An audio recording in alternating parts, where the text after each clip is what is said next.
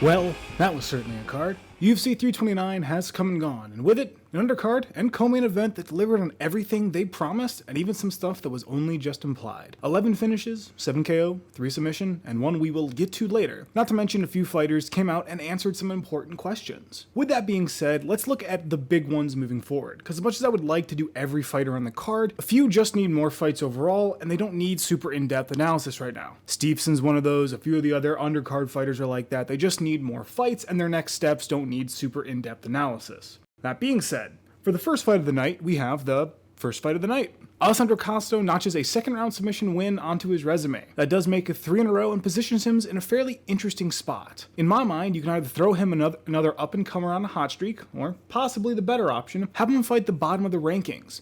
Both he and Morales have beaten Matt Schnell. I think there's enough justification there for the matchup, and I think it'll be a good test of whether Costa has that step-up challenge for title potential, or if he needs to have a few more fights before making that push. And unfortunately, for Durden, he's in the rough spot.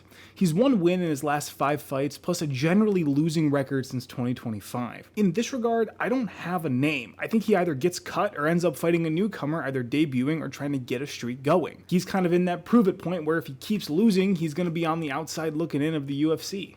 Cong took the win over Tracy Cortez in a unanimous decision, and in doing so, at least I think, sets herself up pretty well for another shot up the roster. I don't know how big of a jump she gets, but I think having her go at it with Namajunas, Jasudavicius, or Welly makes the most sense. She just beat number 8 and will be going up to 7, 6, or 5 respectively. She is still fairly new to the UFC, so I feel that a shot at one of the established vets makes some sense, and in worst case scenario, maybe you feed another up-and-comer to her to see which one of them gets to have the next shot. Cortez becomes the unfortunate target of anyone under her in the rankings. Obviously she's going to drop, and I think Miranda Maverick is a good fight to make for both fighters, but also given that she is dropping, she could draw an unranked fighter depending on the turnaround who's looking to get up into the numbers.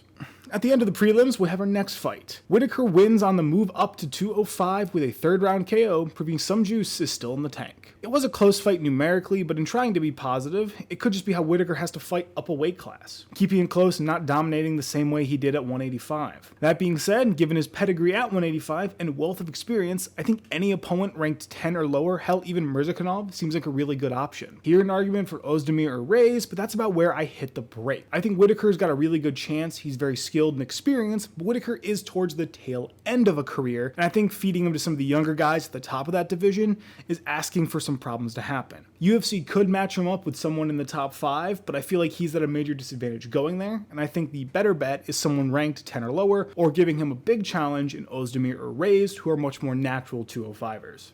Krylov holds his status as the gatekeeper. It's an unfortunate title to bear, and I don't know a better way to put it. His next fight's probably going to be another fighter finding their footing or making a push. His last few losses have all come against ranked fighters, or even soon-to-be ranked fighters. He fought Reyes in 2025 and lost, Guskov in 2025 and lost, and just now fought Whittaker, who I think is going to be ranked soon. I think he's a very talented fighter, but as it stands now, he's the gate guard without some major changes to his game. Bautista takes this fight the distance and gets the win by unanimous decision, rolling to 2-0 in 2026. Coming out of this bout, Bautista is in an interesting position where I think he has fair claim to a title shot. No idea on if he gets it with how clogged the top of the division is, but I think you could give him a shot without much difficult justification, but I don't believe the UFC would go that route, so he's probably staring down the barrel of O'Malley or even Basharat if they let him swing up this far. Sandhagen is sort of in his holding pattern coming off this loss. He's not close to a shot, probably needs a few wins for that, but likely will take on someone like Zahabi or Basharat, who's coming off a win on this same card. Maybe even Martinez.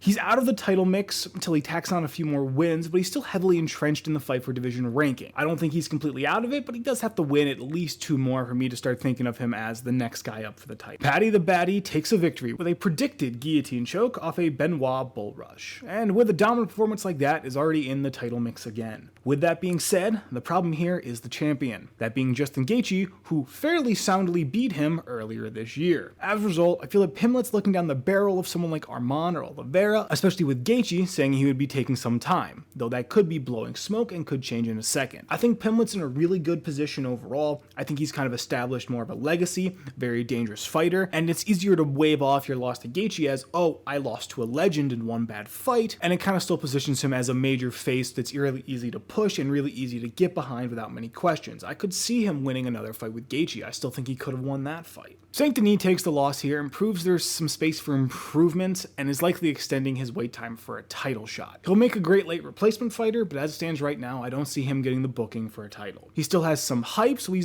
might get a higher profile fight, but in my opinion, I think he's going to have to fight an up-and-comer or look at the bottom of the rankings. Dawson, Garcia, or Nolan all seem like decent matchups to me. Hell, honestly, you could rematch him with Moicano, and I think that makes sense for establishing a bit for both fighters, whether Moicano is going to rebound or St. Denis is going to rebound. Seems like a good fight to make. And on the fight itself, I think the problem is he got way too aggressive early and thought he could bull rush him over. He went into the guillotine and didn't seem to be trying to escape it until it was far too late. Obviously, I have not fought myself, so maybe I'm wrong on how that read, but watching it, it's kind of what it felt like. And our final fight is the main event. So Holloway kind of won by really just being healthy and active, and sadly for him, I don't think he gets much from this fight outside of the paycheck and another number on his record. Fans certainly don't have a lesser opinion of him, but it's not like his legend has grown. He did go up to 170, and I heard that he might be willing to hang around there, so I think the UFC has the pick of the litter with how they want to handle this, and really all of the fights are fun. If I were to pick and ignore any sort of fairness, I think giving him a shot at Madalena, super high up the rankings, could be a real fun matchup, and it could get Holloway into contention pretty quickly for the title. I think you've got interesting matchups lower on the rankings if you want to ease him into the division. Yaros Medic is one that comes to mind, although he might have a fight lined up. And for McGregor,